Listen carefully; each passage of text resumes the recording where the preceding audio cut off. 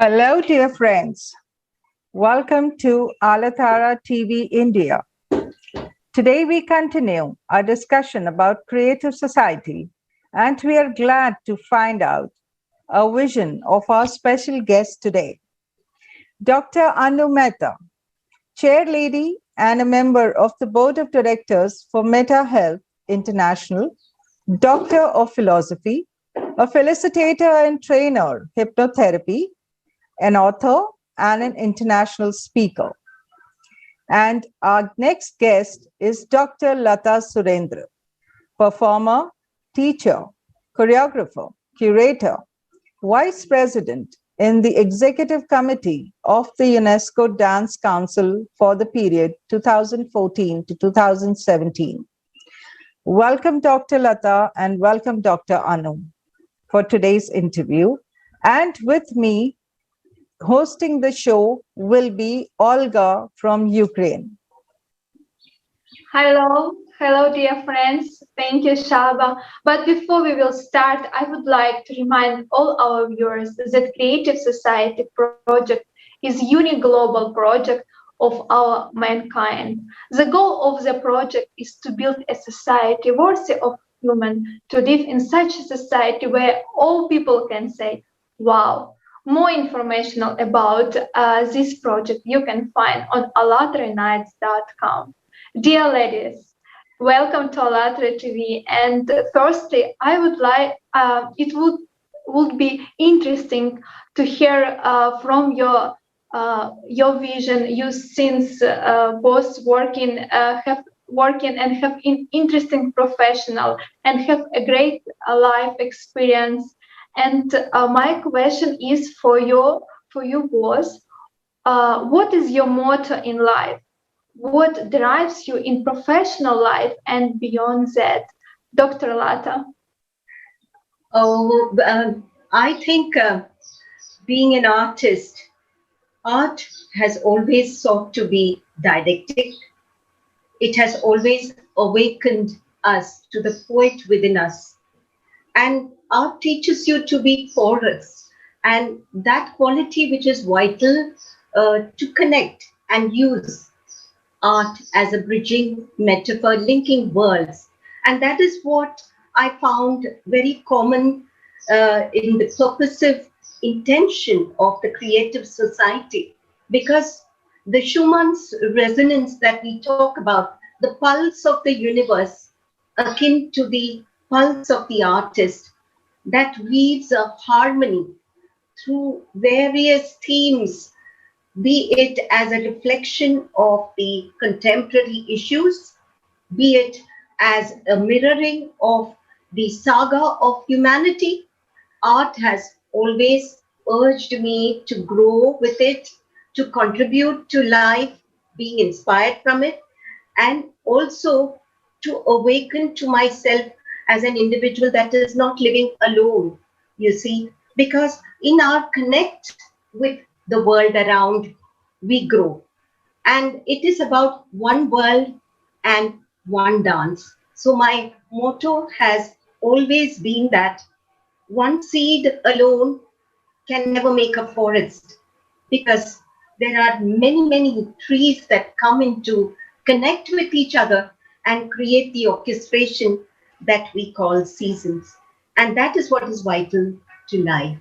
And therefore, I think art has awakened me to the creator within, awakened me to the fact that I am not alone in this world, that it is an interconnected world, you see. And it cannot exist alone because it needs the other side of the limelight, which is the other half. And we remain one half. So the circle is complete as one magical orb of oneness, pulsating with something that goes beyond I, me, myself, to an inner sky with no doors. That is my motto in life, is that you serve to grow with art, and the art urges you to grow. Thank you. Yeah, thank you so much. Yeah, really, we are not alone. It's like, thank you. And Dr. Anu, what is your motto in life? What drives you in professional life? Please share with us. So I meet a lot of people who are struggling today to be alive. And when I say be alive, it doesn't mean that they are dead, but they are not alive either. So they're giving up. And especially during right now when the COVID is going on, somewhere this feeling that in the pandemic we are united, and yet people are getting scared that they are going to be the next in the line. Since I work in the field of health and I'm very connected to mental health, I often wonder what keeps people going. And I learn from people every day.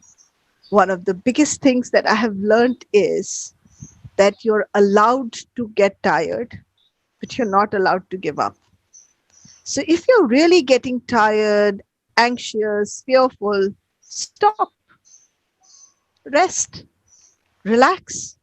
Your body is saying, whatever you're dealing with is too much. Don't carry any more weight at that time. It's called the time out. And once you do that, you will come back and you will revive and you will be able to do things in the way that you want to. What's really interesting, Olga, when I go through history of any country, whether it is Estonia, which is a very small place, or whether it's Praha, or whether it's India, or whether it is Japan, where Hiroshima, Nagasaki went through a lot of sadness, yet I find that all these places came back to life. And they came back to life because, as Lata says, that these we are all connected. So even if one small patch gets spoiled, which doesn't look like a small patch, mass destruction happens. Somewhere we are all praying together, and that one land which feels as if it will never come back to life comes back to life. And that's what makes me keep going, because disease actually means not at ease. So it's not just the countries that have not been at ease, but it is humanity that has not been at ease. 70 trillion cells inside our body, which are all different, are connected with each other. And when some parts of our cells, of certain organs, are not at ease, it's the other cells that take over and really distribute that love, that affection to the area that's not functioning properly. And you often find in the matrix that area of the body reviving and regenerating again. The only thing is, we cannot lose hope. It is not the time to lose hope. It's time to sit down and talk about things that motivate. The glue that keeps us alive is far more important than something that can destroy us. And that's what keeps me going. Thank you. So, what is the motto, Anu? The motto is that never give up, never give up, never give up. Stay Great. alive. Yeah. Anu, how do you envision a creative society where, for you, your family, and every person in the world will be comfortable to live in? You know, if I had my wish, and I would carry this magic wand and change everything that looked really sad into something that looks as beautiful in magic world. You know, I remember as a young child watching a movie where there were trees with ice creams, and the clouds were the place from where you could just collect everything in the spoon and eat it up, and people down were all happy and everything was fine. I wish people could just stay alive in their spaces. They wouldn't give up. And if they didn't give up, everything is possible. My vision of my family is not that they shouldn't have obstacles or sadness in their life, because those are also doors to opportunities and growth. Yet they cannot keep reflecting on only those. What really is required is that we all understand that we are one. One small bee somewhere gets disturbed, and the whole world gets disturbed. If I could make my family understand that truly family means not famine, but standing together and connecting together. And we together can do it, can make things happen. That Right. would brilliant world for me. Thank you so much, Shobhaa, for that amazing question. Anu. Lataji, the same question with you. How would you envision a creative society where for you, your family, and every person in the world would be comfortable living in? Well, as I said before, I think when I concern myself with the word family, I think of a Vasudeva Kutumbaka. The family is the world. I was teaching in Mumbai for 22 years, and I realized as a mentor that talent and funding both don't go together. You have a talent, you don't have the backing. You have a backing, you don't have the talent. So I thought of moving to areas where the less privileged could also awaken to a dream, because it is a preordained script that has us reborn in a particular terrain. And if we as artists, my wealth is my art, if I can use this art and enlarge its definition to have it as a therapy where I could work with differently abled children, where I could save time and move to the forests and work with underprivileged sectors and have them understand that the pain that they are going through by birth is not isolated to them, because pain is a part. We come into life with a veil, you see. And if we don't wail, the doctor ensures that we wail. The doctor spanks us and ensures that we smile through our tears. And therefore, transforming pain to ecstasy, pain that woos and evasive perfection, that is what the art teaches you.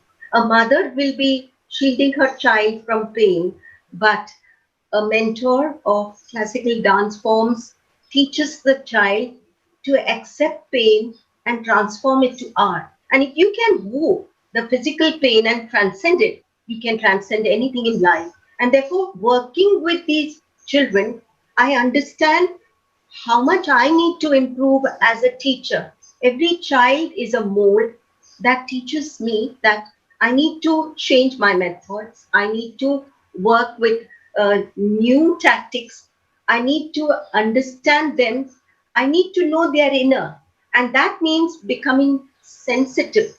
And sensitivity is very vital, be it as a performer, be it as a teacher, be it, I think art has awakened me to the fact that the rhythm that has this microcosm and macrocosm connect to each other is not isolated to the macrocosmic or the microcosmic.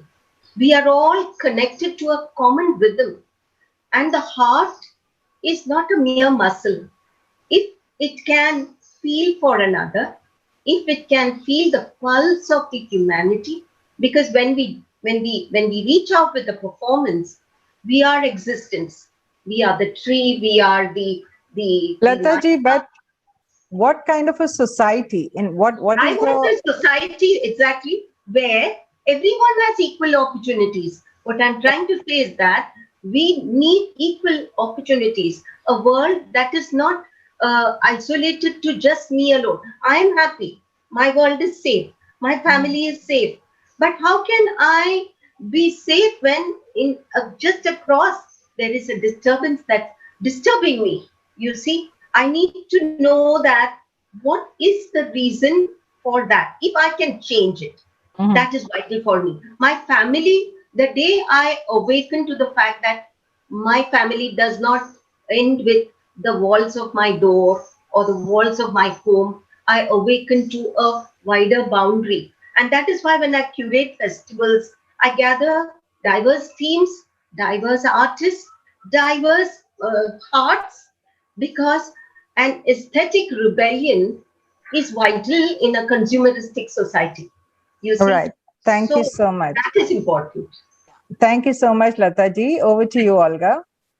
Yeah, thank you so much. Of course, everyone to want to live in safe world, yes, and we need to take our responsibility. We don't need to wait when somebody will come and build this creative society. We don't dream about the creative society, we're already building. And I would like to invite our guests, ladies, and our viewers to watch an unprecedented event, the global online conference, The Creative Society, What Prophets Dreamed of, what held on 20th of March 2021, which has shown that humanity can unite by one goal if we choose to do it. Let's watch a short video, our feedbacks from our viewers about this global conference. 20th of March 2020.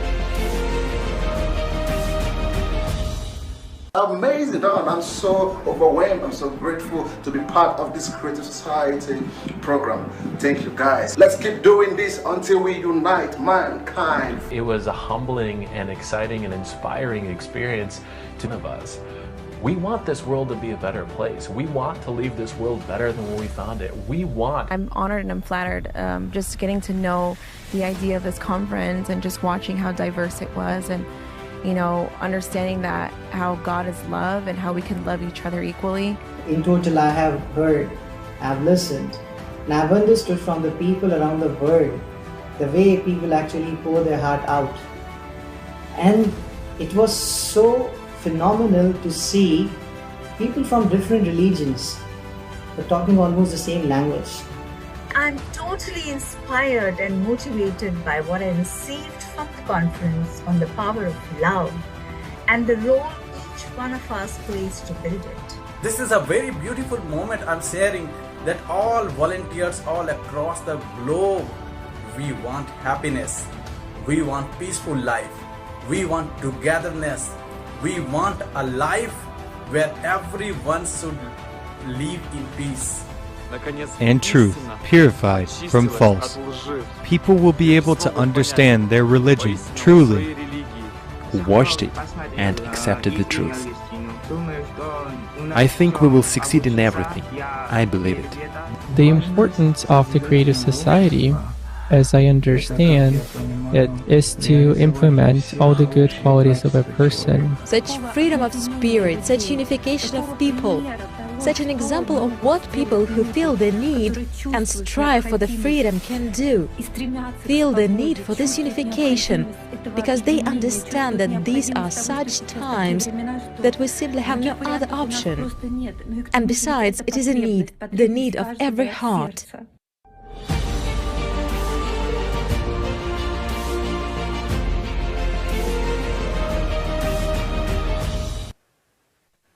Yes, the Creative Society, it's what needs every heart.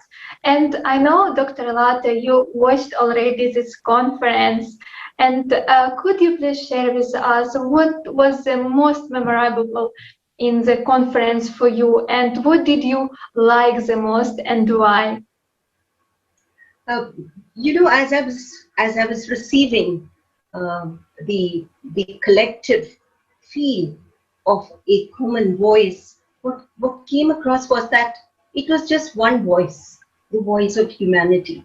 And although the cubicles showed the diverse terrains, each had a kind of concern, that concern for humanity. And I specifically don't remember the individual figures, but I remember the points that they covered. One was that the world does not need revolution, but it needs evolution. And I thought that that was very interesting because we are going, as of now, step by step as a creative society and trying to work out how best to connect the world and transform it, transform the inner within each of us so that it improves the pace of a transformation all around us. And there was also the point where they spoke about there being no sides whatsoever, because I think it was a beautiful line which said, killing the dragon means becoming the dragon yourself. And then there was a voice that spoke about the psychological transformation that happens in the one who is the leader of the consumeristic society, and making him feel that he need not be empathetic towards the world, but that he needs a kind of a sympathy where attention is drawn towards himself. So these transformations that happen in the inner, and the diverse solutions where a Red Cross seeks to reach out with bottles where you can create a pipeline into that particular area. How we can resolve matters, simple solutions where that which is a resource of the universe could be shared by one and all. And those simple solutions, they amplified the strength of the small that could transform this world. And that's what I'm saying. As I received each one, I understood that it was the one common voice of the collective. And that touched my heart because I was the collective. I was there, I was here, and I was everywhere. Thank you.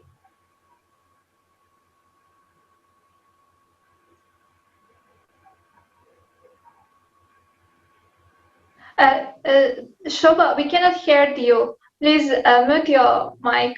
Thank you. Okay, sorry. Thank you so much, Lata ji. And Anu, just let me ask you this. This conference indeed united different people of all religions and nationalities. What, in your opinion, Anu, what unites all people in the world, regardless of nationality, religion, any statuses and affiliations? So as Lataji was talking, I was envisioning something very interesting in my head. And I'm just going to say it the way it came. It felt to me as if under the skin, we all have the same color blood. We all have a heart which beats in the same way from 6 weeks when we are inside the mother's womb. We all have a mind and a brain which looks the same. And so just because externally we look different, we have different cultures, does that mean we are different? Or when we look inside, we are actually the same. We have same number of bones, same amount of arteries, same voice, same way our heart functions.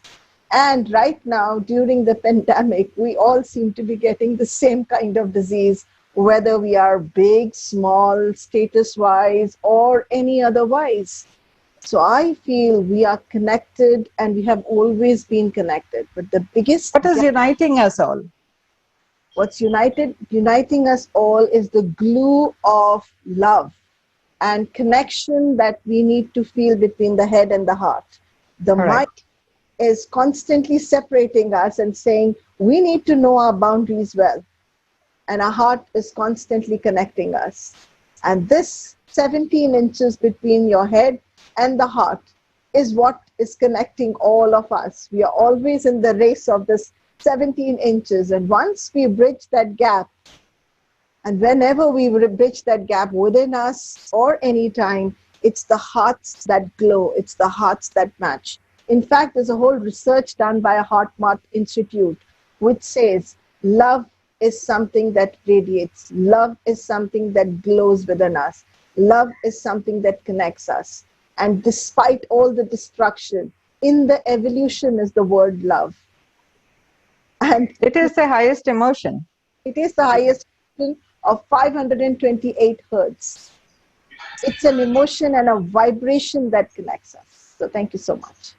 Yeah, thank you so much, ladies, for sharing with us, and Dr. Anu. And yes, it's true. What unites? It's love. Thank you. And let's watch a short video about the AIDS Foundation, how they were met.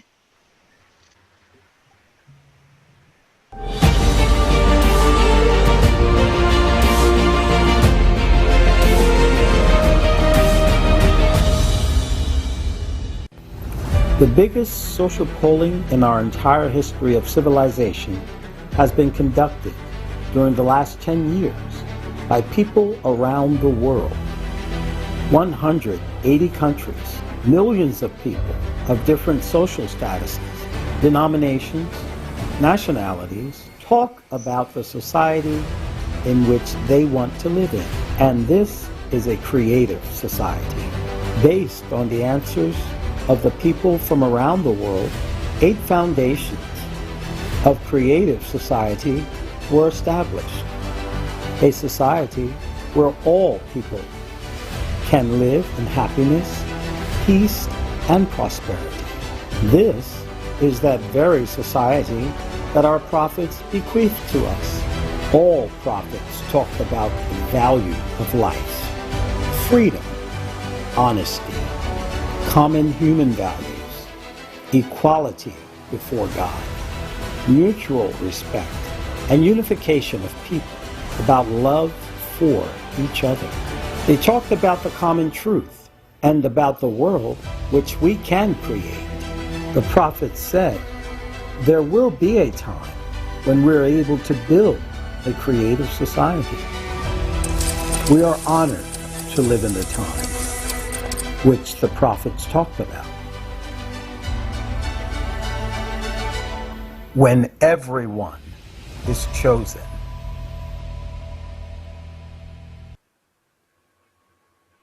Yes, it's true. We are living in a special time when we all are chosen.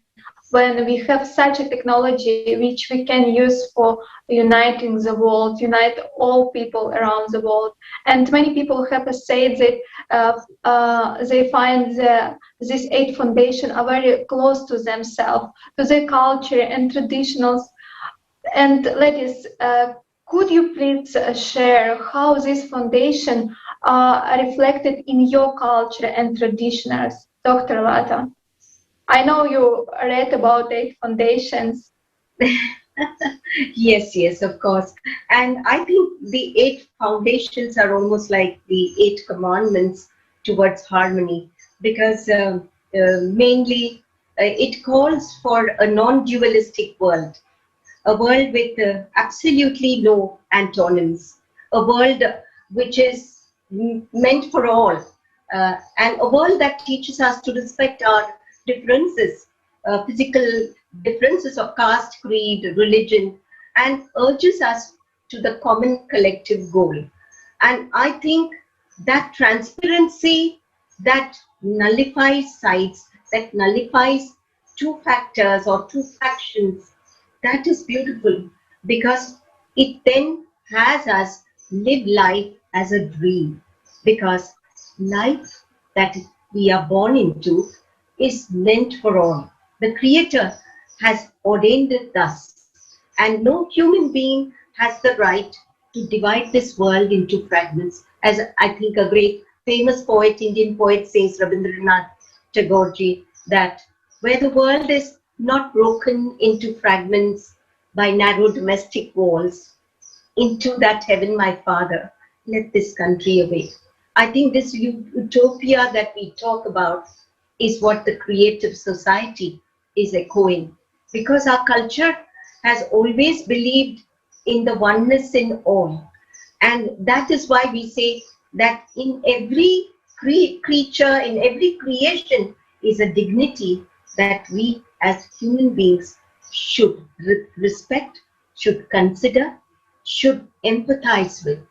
And that is what makes this world a beautiful place, a beautiful cosmos meant for all. Thank you. Very well said, Lataji. Very well said. Thank you so much. Anu, in your opinion, how implementation of all these foundations can change the life of every person?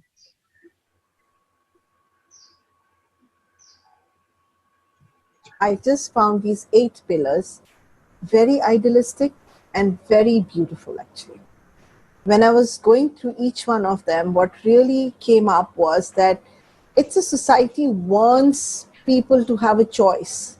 I mean, can you imagine a society where people have a choice to choose the partner, to choose what kind of life they want to have, to choose what kind of environment they want to have, to choose, to be given a choice to choose, and then to be given that freedom is the ultimate for which every human being is actually working towards. What really also dawned on me is that this is the society that's talking about development in personality of a person and justice and equality for everyone. I mean, this is definitely, as I said, something that is going on right now, but we really need to question ourselves. Is it really happening? And so I believe that the foundation being laid by saying, yes, it's possible, is also a very big thing.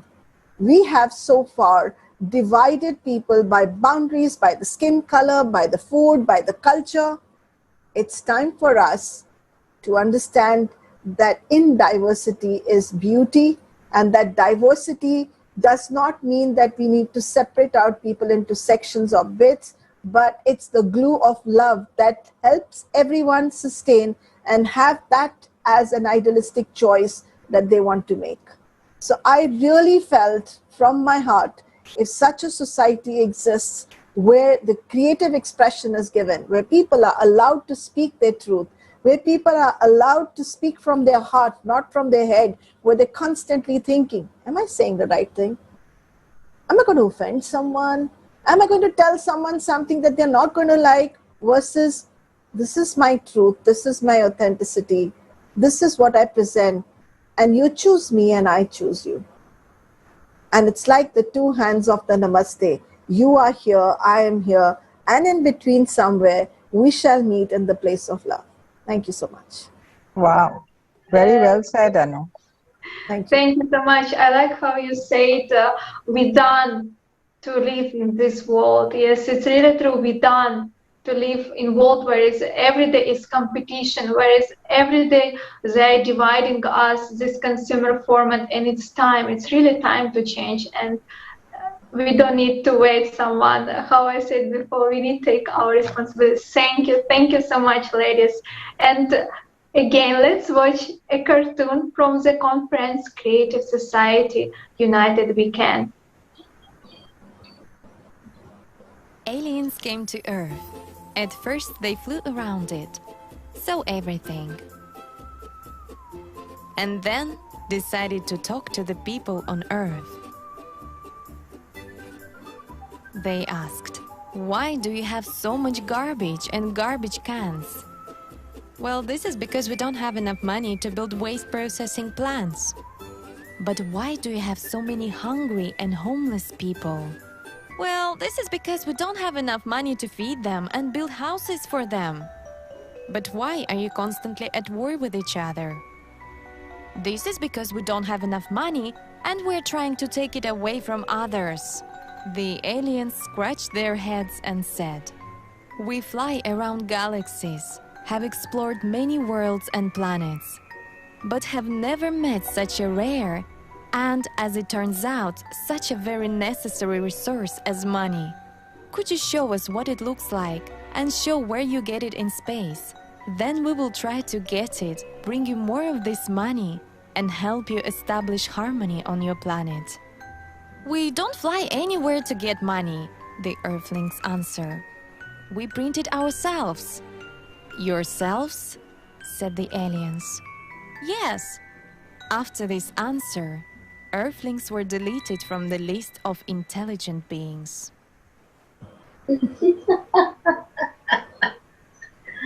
Unfortunately, it's our true, and it's a world where we're living now. Yes, it's funny in the same time. It's sad. And Dr. Lata, how do you think, is it important to change the format of our society from consumer to the creative one?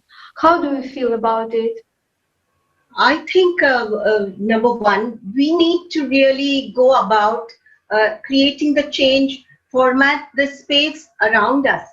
You see, if each one is concerned with the space and trying to use a service, use a vision to transform the space around each, then I think slowly you'll find that as a collective, the whole sky clears. I mean, because that is the way we move. We can't do it alone, and there should be no gap between the cup and lip. What I see today in this world is that a lot is being done on paper, be it reading a paper, be it connecting through seminars, be it.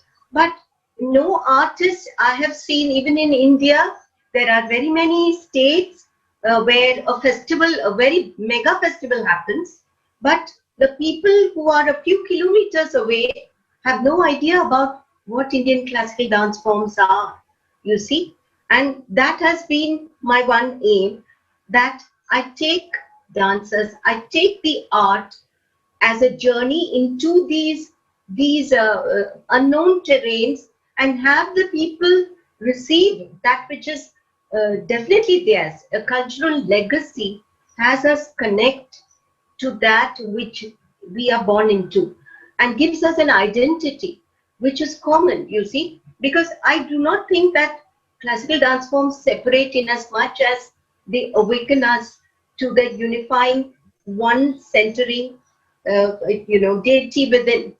Because we don't talk about areas which are generic through the dance. From the tangible, we go to the intangible.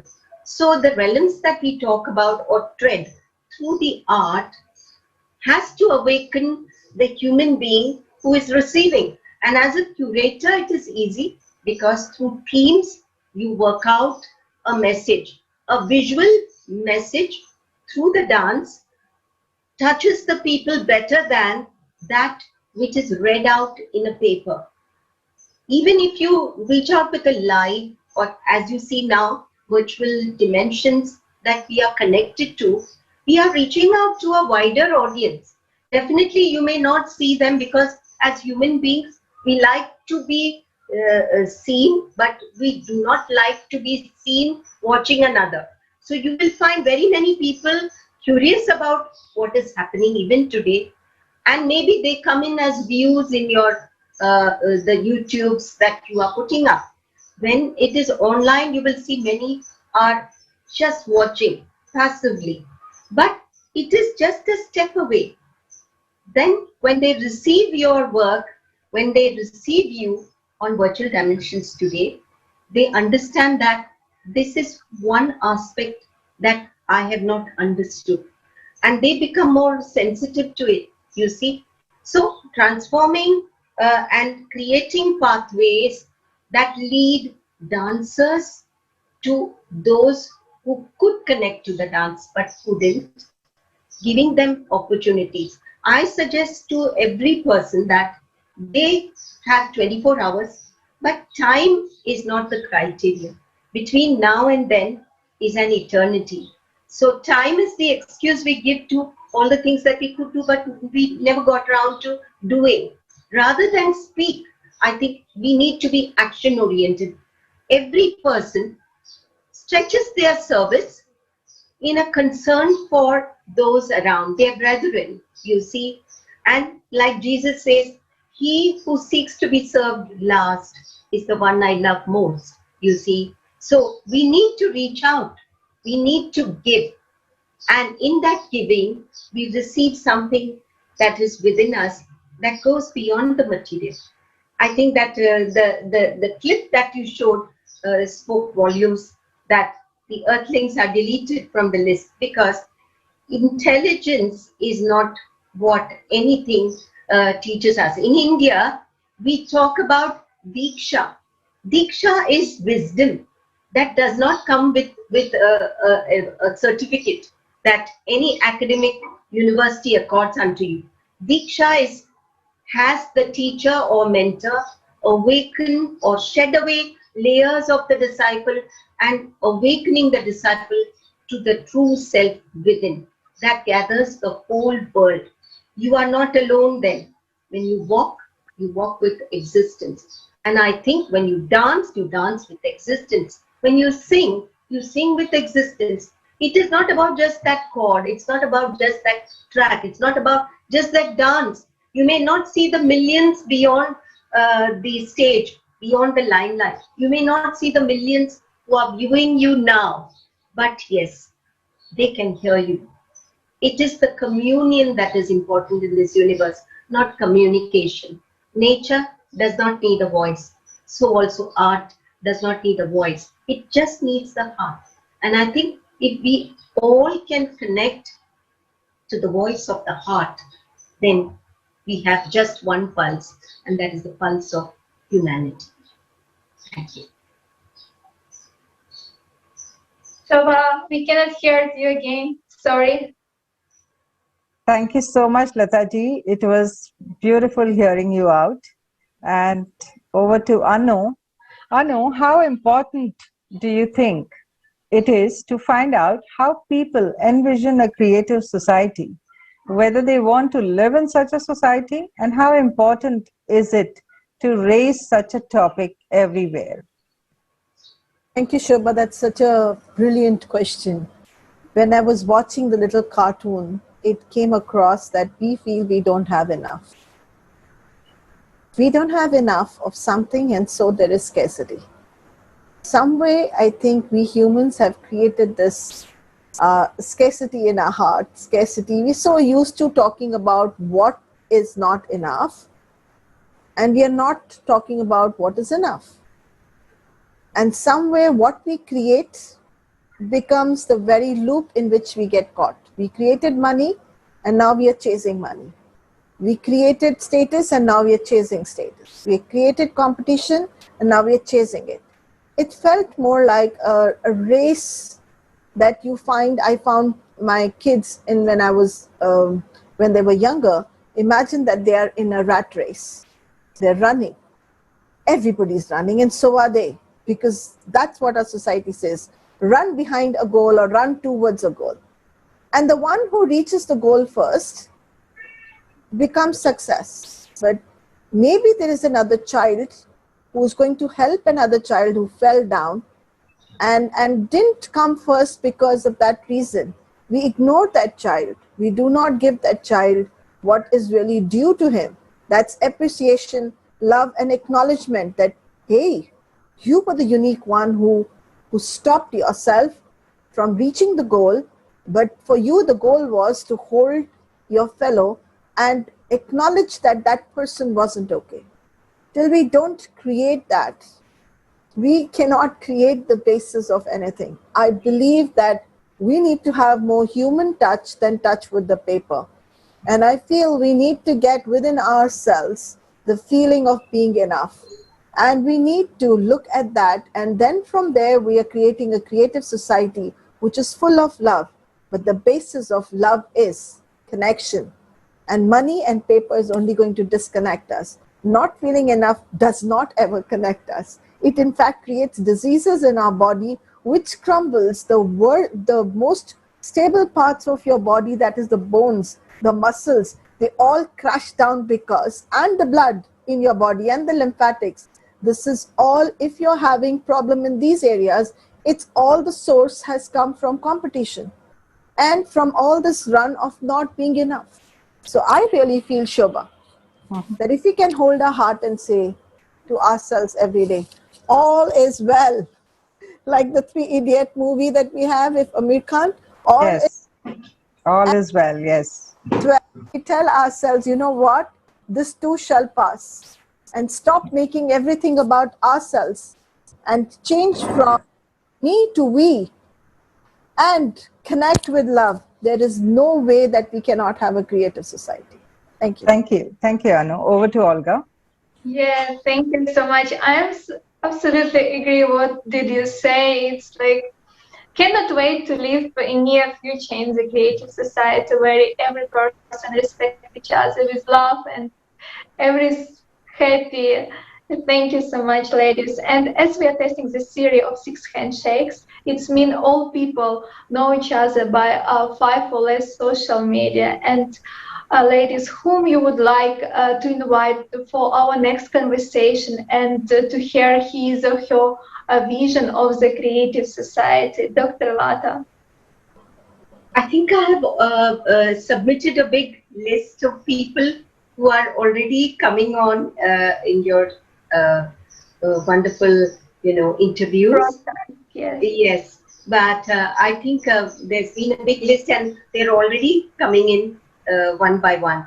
But I think I have yet to see the program head of NCPA, Swapnakalpa Dasgupta ji coming on. And there are so many artists in various states. I would like them, because my world is the art. And there are also those NGOs who are doing selfless service.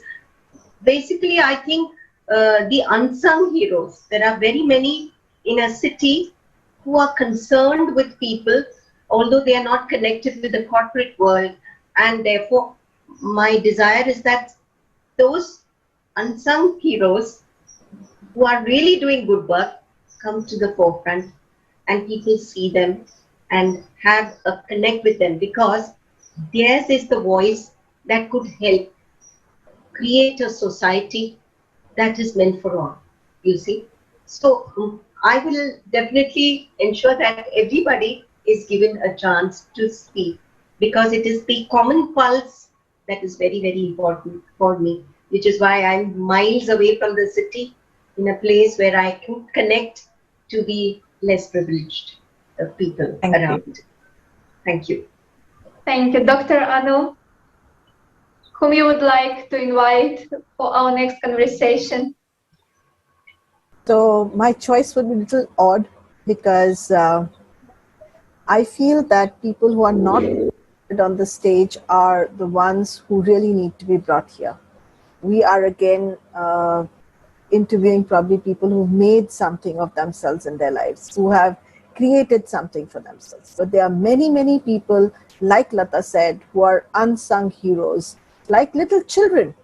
There are many children who've gone through and have spoken such wise things, and they have such talent.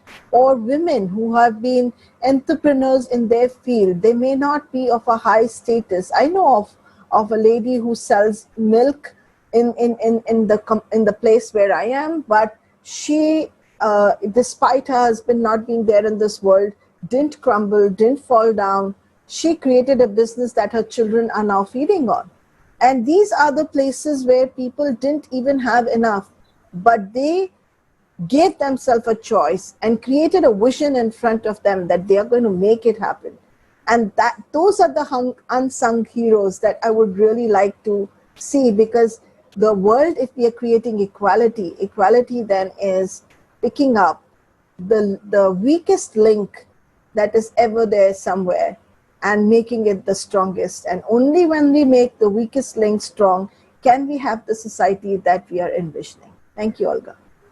Thank you. So thank you, Dr. Anu Mehta and Dr. Kalashri, for being with us today and for this enriching conversation. And before we listen to the song, We Are More Than 99%, which was the theme song sung at the Global Online Conference, Creative Society. What the prophets dreamed of, I would like to ask you, what would you like to wish to our viewers?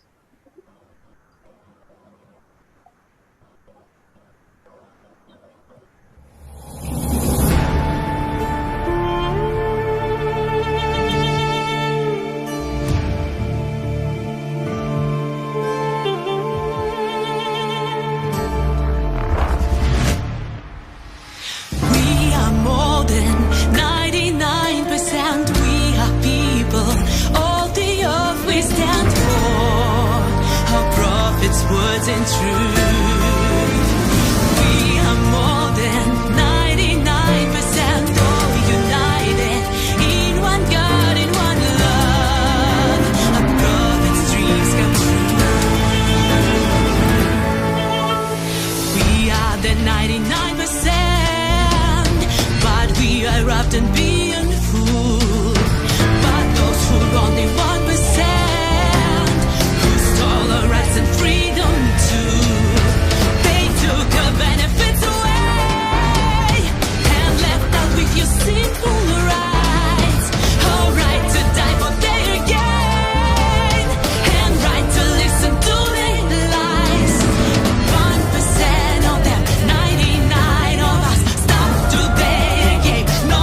Be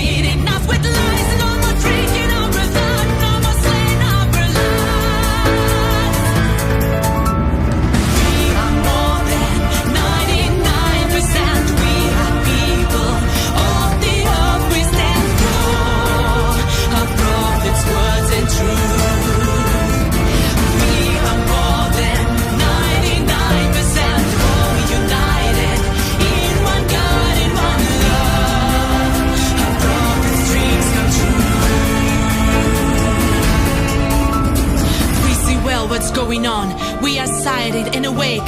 Now we know what is the truth, and we know what's fake. We are more than 99%. Нас больше 99%. All prophets dreamed of peace and love in pure, united, happy world. We friendship and respect.